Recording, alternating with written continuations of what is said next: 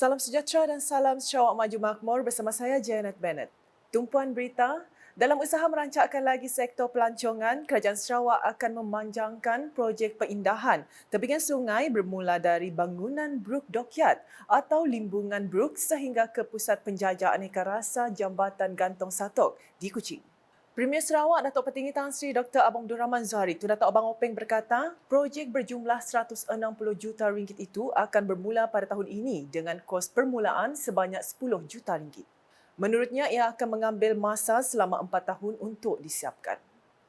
Kampung kita tu, dari kampung masjid, dari Brook Dockyard. Brook Dockyard tu baru nak dipolah. Dekat nak siap lah, Brook Dockyard tu akan menjadi center market. Datangnya lah kita kini tu dah nak sampai rumah kampung nombor 3 dah. Kita mula. Jadi kita akan polah sambung di tepi sungai kita sampai ke Satok. Pusinnya sampai ke Satok. Tempat orang berdagang kini tu sebelah tu. Kita polah ya. Baru 4 tahun sampai dah sinun, boleh berjoging kita siap. Siap berjoging, pasang api, pasang apa, boyak pun takut. Jadi kita mengangkatkan infrastruktur kampung kita, kampung nombor tu 2, 3, 4, 5, 6 sampailah ke Satok. Beliau mengumumkan perkara tersebut semasa berucap merasmikan bangunan pertubuhan anak seni Bandar Sah Kuching PASBK di Dewan Tuh Puan Hajah Dayang Masniah, Kampung Bandar Sah pada Jumaat. Turut hadir Timbalan Menteri Utiliti dan Telekomunikasi Utiliti Sarawak Datuk Dr. Abdul Rahman Junaidi, Timbalan Menteri Tenaga dan Kelestarian Alam Sekitar Dr. Hazlan Abang Hipni, Timbalan Setiausaha Kerajaan Sarawak Datuk Dr. Muhammad Abdullah Zaidel, Ahli Dewan Undangan Negeri Adun Satok Datuk Ibrahim Baki, Adun Tanjung Datu Azizul Anwar Adenan, Pengerusi PASBK Abdul Rahman Zainuddin serta div-div kenamaan yang lain. Dalam pada itu, Datuk Petinggi Tan Sri Abang Zuhari juga maklumkan berita gembira bahawa Kerajaan Sarawak akan membangunkan kawasan baru di Kampung Segedup bagi menempatkan rumah mampu milik untuk rakyat yang tidak memiliki rumah kediaman sendiri. Jelasnya ia selaras dengan pembinaan jalan baharu yang menghubungkan kampung tersebut ke bulatan Imat Matang. Kita bangunkan rumah mampu milik saya, rumah yang dapat dibeli orang, agar rumah lebih kurang lah 150,000, dan juga molahnya pun timbuk apa semua tanggung kerjaan 150,000 juga. Jadi harga rumah lebih kurang 300,000 nilainya, tapi orang hanya beli lebih kurang 150. Banglo tu, banglo, rumah sebuah-sebuah, bukan rumah terasi, rumah ya.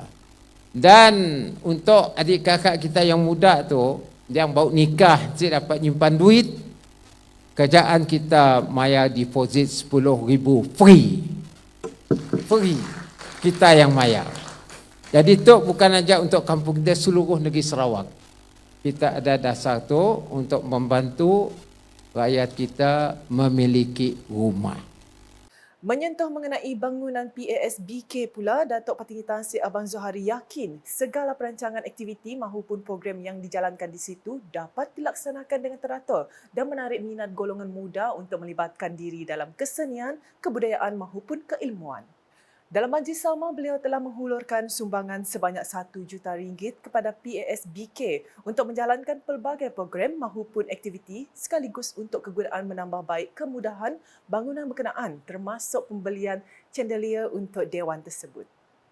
Untuk rekod, bangunan PASBK ditubuhkan bagi menyambung inspirasi dan aspirasi Premier Sarawak bersama mantan Ketua Menteri Sarawak Allahyarham Pehin Sri Adenan Satem yang telah memberi dana awal sebanyak RM300,000 untuk pembelian tanah di Lot 98 Kampung Bandar Sah pada tahun 2015. Laporan seterusnya, Premier Sarawak Datuk Petinggi Tan Sri Dr. Abang Abdul Rahman Zuhari Tun Datuk Abang Openg bakal menyempurnakan pelancaran Majlis Pelancaran Bulan Kebangsaan dan Kibar Jalur Gemilang 2023 peringkat Sarawak sempena sambutan Hari Kebangsaan dan Hari Malaysia HKHM 2023 pada 3 Ogos depan. Majlis tersebut dijangka berlangsung di Ibu Pejabat Polis Kontijen IPK Sarawak di Jalan Badruddin di sini. Jabatan Penerangan Japan Malaysia Sarawak dalam satu kenyataan media pada Jumaat memberitahu sambutan ini menjanjikan momentum kemeriahan sambutan luar biasa melibatkan penyertaan komuniti, warga kerja dan sekolah, badan beruniform termasuk individu segulai sejalai menyemarakkan semangat kemerdekaan. Antara pengisian sambutan termasuk ikrar rukun negara, persembahan War Cry oleh Polis Diraja Malaysia PDRM dan Angkatan Tentera Malaysia ATM serta Fire Cry oleh Jabatan Bomba dan Penyelamat Malaysia JBPM di samping persembahan flash mob gabungan oleh Pentarama Japan Sarawak dan Jabatan Kebudayaan dan Kesenian Negara Sarawak serta Politeknik Kuching Poliku.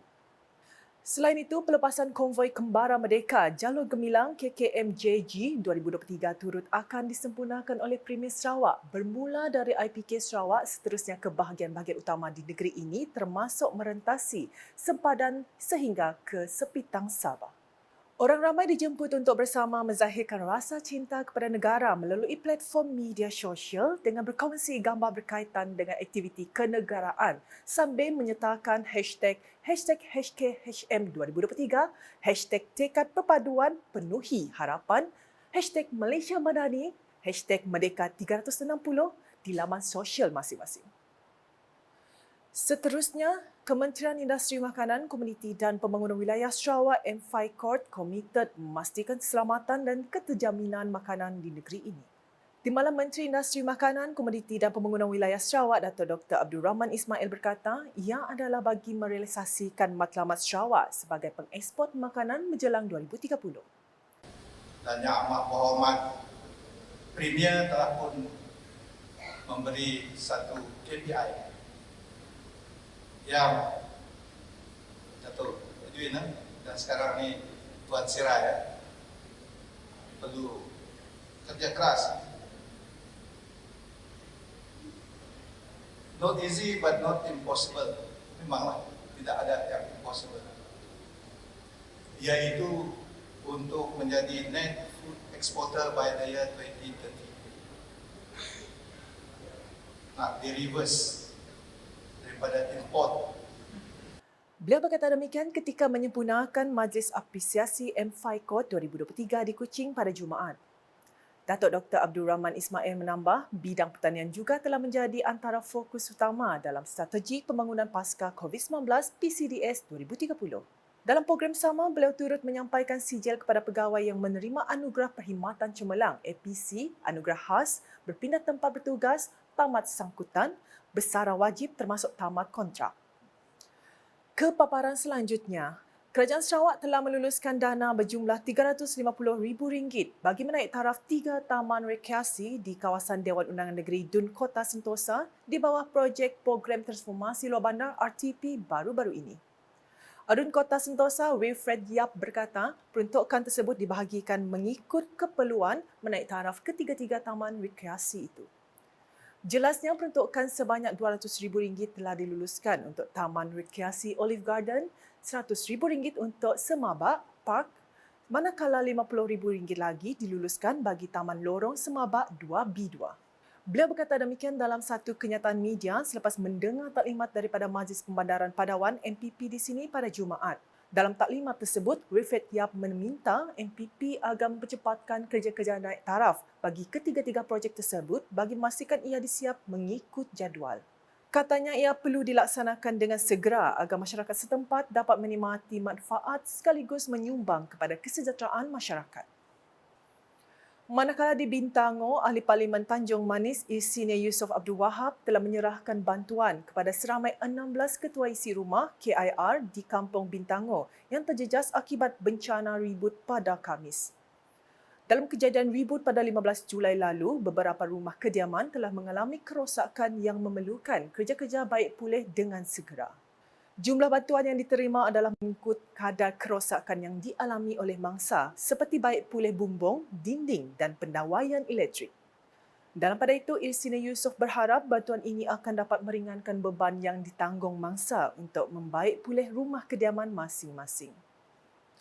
Di Gedong pula, seramai 160 murid termasuk 17 guru pengiring dari 5 buah sekolah di Gedong menyertai sesi ceramah dan motivasi anjuran Pejabat Pendidikan Daerah PPD Simunjan dengan kerjasama Pejabat Daerah Gedong pada Khamis. Antara sekolah yang terlibat adalah Sekolah Menengah Daerah Simunjan, Sekolah Menengah Kebangsaan SMK Gedong, SMK Simunjan Nombor 1, SMK Sri Sadong dan SMK Sebuyau. Bertemakan ceramah pendidikan mampu lahirkan pelajar yang berdedikasi dan beraccountability, para peserta berpeluang mendengar motivasi daripada senior instruktor Pusat Kecemerlangan Teknikal Sarawak Sentek, Bebianti Mohamed dan pensyarah kanan Institut Pendidikan Guru Kampus Batu Lintang Dr. Hasnali Tubah. Selain itu, mereka juga didedahkan dengan pengetahuan, kefahaman, kesedaran serta kemahiran tentang pendidikan pencegahan dadah yang dikendalikan oleh Pegawai Agensi Anti Dadah Kebangsaan AADK Saleh Sulaiman. Turut menjadi topik menarik dalam sesi ceramah itu adalah berhubung keselamatan jalan raya menerusi ceramah daripada Inspektor Brocik Buar Sanggan dari Ibu Pejabat Daerah IPD Simunjan. Penganjuran program seumpamanya bertujuan untuk melahirkan pelajar-pelajar yang tidak hanya cemerlang dari segi akademik, malah cemerlang dari segi jasmani, emosi, rohani dan intelektual. Sekian edisi Tengah Hari bersama saya, Janet Bennett. Berita lebih lanjut boleh didapati di semua platform media sosial KAS, masuk portal kas.sarawak.gov.my dan KAS channel di YouTube. Sebelum mengakhiri buletin UKAS, saksikan sorotan perasmian bangunan pertubuhan anak seni Bandar Shah, Kuching di Dewan Tuan Puan Hajah Dayang Masnia, Kampung Bandar Shah pada Jumaat. #Menyebar Fakta, Salam UKAS.